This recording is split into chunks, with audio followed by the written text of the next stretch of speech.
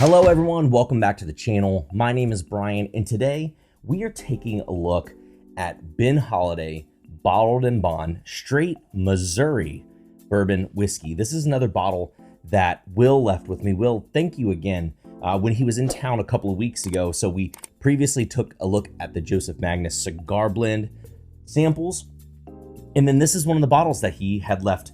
A brand I had never heard of before, in a state that I had not tried anything before, let alone a Missouri Straight Bourbon Whiskey. So this goes through the same federal processes that other distilleries will have to go to in terms of making it legal for bottled-in-bond or straight bourbon whiskey, but it goes a little bit of a step further in Missouri.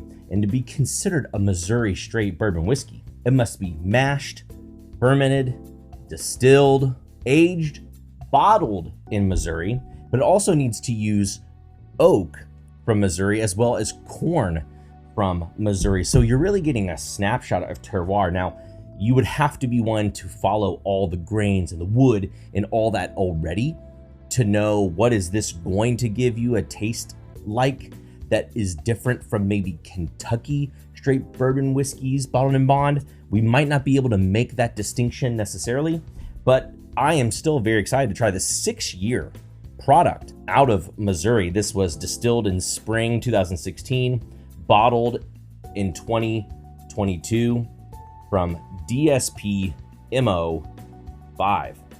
Great kind of old school label to it. We're gonna do a quick straight hit and review, so let's go ahead and dive right on in. Love that screw top.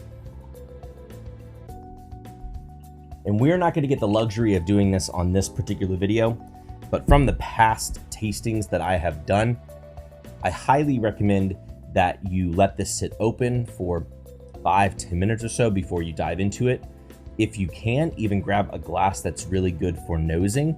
I think that in the very beginning, it does have a little bit of yeasty, kind of bread-like characteristics that start to dissipate a bit as it sits open in the glass. And when you do that, you're rewarded with very, very sweet caramel toffee-like notes. Let's go ahead and dive in and kind of see where we're at. Quick, before we get into the review, jump down below, leave me a comment. Let me know if you've tried Ben Holladay. Give me a thumbs up, subscribe to the channel if you haven't. Help me grow the channel here in 2023. Yeah, you have these thick caramel notes. Honestly, I would want to say that fans of Four Roses or Bullet will be at home with this type of pour. It's not going to be as spiced on the nose, but you do have subtle dry baking spices, some light leather notes, and with that leather, it kind of hits a little bit of smokiness, a little bit of kind of charred barrel in there as well. Not super oaky in that regard, but it does kind of hit some barrel char, kind of hits some slightly medicinal strawberry, cherry, raspberry notes, some nice pronounced red fruit notes, a good kind of buttery toffiness, a light jab of floral in there, and then it kind of grows into, when I already mentioned toffee, but a little bit of chocolate and a slightly earthy sweetness. And that's kind of where I pull that reference to the Four Roses. It's very clean, grassy, light. Kind of reminds me maybe like an OESO, an OESQ, an OESK, if you're familiar with Four Roses. In that regard, lighter on the spice, but it does kind of have that floral, herbal, grassy, but still sweet profile with that kick of leather. Let's go ahead and dive into the palate. I'm ready to get into this one. Let's look at the legs too while I'm sipping on this one. You can see those trailing there on the glass. More spice, definitely on the palate than there was on the nose. And again, like I mentioned on the nose, you really want to kind of sit with this one because it is kind of spice driven, but it does have layers of fruit and sweetness that will kind of weave their way in there as you're sipping it. I think most immediately you kind of get a dry cinnamon, kind of some drier baking spices, maybe like a cinnamon bark. It kind of reminds me of fall, or maybe like potpourri in that regard, kind of like a dry, spicy, kind of fall-like scent.